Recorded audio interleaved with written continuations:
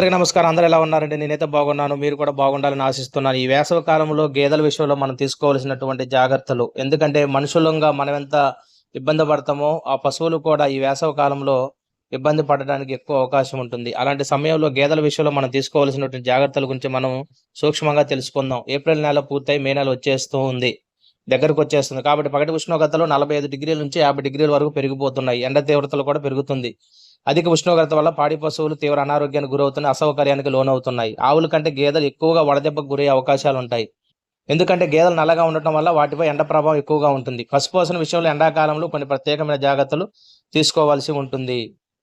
ఇంకా గేదెలు వడదెబ్బ బారి నుంచి మనం ఏ విధంగా రక్షించుకోవాలని చూద్దాం. వడదెబ్బ తగలకుండా వీలైనంత వరకు రక్షణ చర్యలు తీసుకోవాలి. ఎందుకంటే పశువులకు సౌకర్యవంతమైన ఉష్ణోగ్రత 27 డిగ్రీలు మాత్రమే. అంతకంటే ఎక్కువగా ఉంటే ఇబ్బందులు ఎదుర్కొంటాయి. నోట్లో లాలాజలం కూడా తగ్గిపోతుంది. నెమరు వేయడానికి కూడా వీలు పడదు.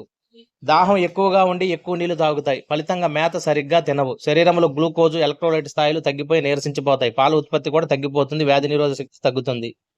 మరి ఈ వడదెబ్బ బారి నుంచి మనం ఎలా రక్షించుకోవాలి? ఉష్ణోగ్రత ఎక్కువగా ఉండటం, గాలి ప్రసరణ ఎక్కువగా లేకపోవడం, షెడ్లలో ఎక్కువ పశువులు ఉండటం వల్ల, ఉష్ణోగ్రత నీటి సౌకర్యం తక్కువగా ఉండటం వల్ల పశువులు వడదెబ్బకు గురవుతాయి. తూలుతూనే నడుస్తూ పడిపోతాయి. శ్వాస తీసుకోవడం కష్టమవుతుంది. రొప్పుతుంటాయి. ఇలాంటప్పుడు వడదెబ్బకు గురైన పశువులను వెంటనే చల్లని ప్రదేశంలోకి తీసుకెళ్లాలి. శరీర ఉష్ణోగ్రత తగ్గించేందుకు నీటితో తడపాలి. కావాలంటే మంచు ముక్కలు కూడా తలపై ఉంచడం చేయవచ్చు. చల్లని నీటిలో తడిపిన బట్ట గోనె సంచిని కప్పాలి. సెలైన్ ఎక్కించడం లేదా సోడియం క్లోరైడ్ అందించడం చేయాలి. శరీర ఉష్ణోగ్రత అయినా తగ్గకపోతే సోడియం సాలిసిలైట్, పారాసిటమాల్ ఇంజెక్షన్లు చేయాలి. ఎండ తీవ్రత నుంచి తగ్గించేందుకు మంచి గాలి, వెలుతురు ఉండేలా చూసుకోవాలి.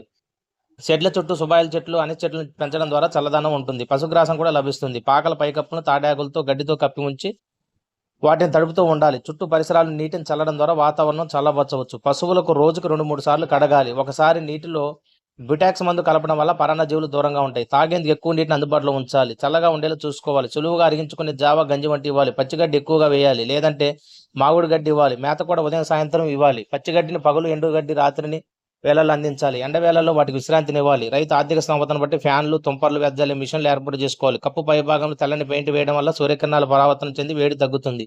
వ్యాధి నిరోధక టీకాలు వేయించాలి. ఉప్పు గుడ్డను వాటి ముందు పెట్టడం వల్ల వాటి నాకినప్పుడల్లా ఎలక్ట్రోలైట్స్ అందుతాయి.